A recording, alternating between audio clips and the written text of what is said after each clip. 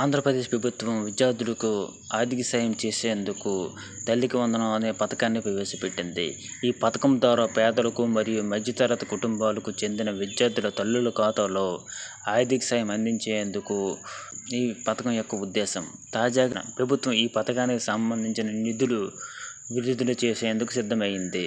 తమ యొక్క అర్హతలను చెక్ చేసుకోవడానికి మరీ సౌకర్యం కల్పించింది.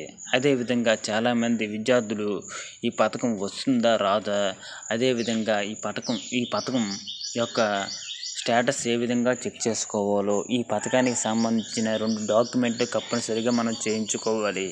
అవి ఏమి డాక్యుమెంట్లో, అదేవిధంగా ఇది ఎప్పుడు పడుతుందో, మొన్న 19వ తేదీన పడతాయన్నారు, ఇప్పుడు ఎప్పుడు పడుతుందో, 19వ తేదీ అయిపోయింది కానీ ఇప్పటి వరకు పడలేదు, ఇది ఎప్పుడు పడుతుందో ఇవన్నీ తెలుసుకుందాం. తెలుసుకునే ముందు ఈ వీడియోని చివరి వరకు చూస్తే మీకు ఈ వీడియోలో ఉండే కంటెంట్ మొత్తం అర్థమవుతుంది, మీరు కూడా ఉపయోగకరంగా ఉంటుంది. ఈ వీడియోని కొత్తగా చూసేవారు ఎవరైనా ఉంటే ఛానల్ని లైక్ చేసి ఛానల్ని సబ్స్క్రైబ్ చేయండి. ముందుగా మ్యాటర్లోకి వద్దాం. ఆంధ్రప్రదేశ్ ప్రభుత్వం విద్యార్థులకు తల్లికి వందనం అనే పథకాన్ని ప్రవేశపెట్టింది. ఈ పథకం కింద ప్రభుత్వం గుర్తింపు పొందిన పాఠశాలలు మరియు ఇంటర్మీడియట్ అంటే జూనియర్ కళాశాల చదువుతున్న విద్యార్థులకు మాత్రమే ఆర్థిక సాయం అందిస్తుంది. ఈ పథకం ద్వారా తల్లుల ఖాతాలో నేరుగా జమ చేస్తుంది. ఈ తల్లులకు సంబంధించిన ఎంత డబ్బులు అంటే, ప్రభుత్వం ప్రకటించిన అర్హతల విద్యార్థికి అర్హతలన్నీ కలిగి ఉంటే ఆర్థిక సాయం 15,000 రూపాయలు చేస్తుంది. దీనిలో 13,000 రూపాయలు మన ఖాతాలో పడుతుంది.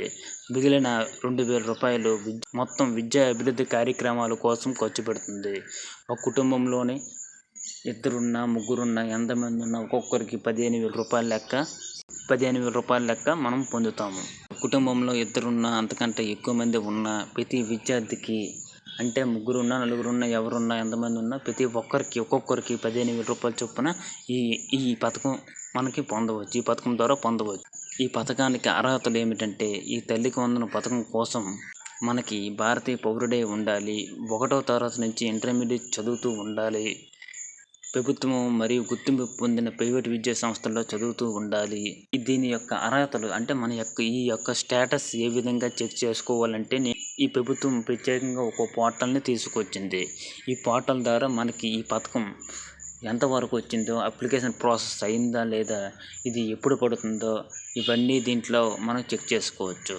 అది ఏ విధంగా చెక్ చేసుకోవాలి ఇప్పుడు చూద్దాం.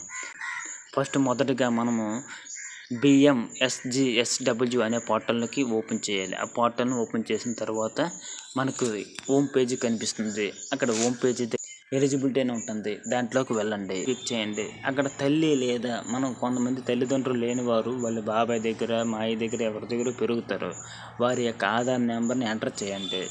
అక్కడ టైప్ అని ఎంటర్ చేసిన తర్వాత టైప్ దగ్గర తల్లికి వందనం అని ఎంపిక చేయండి.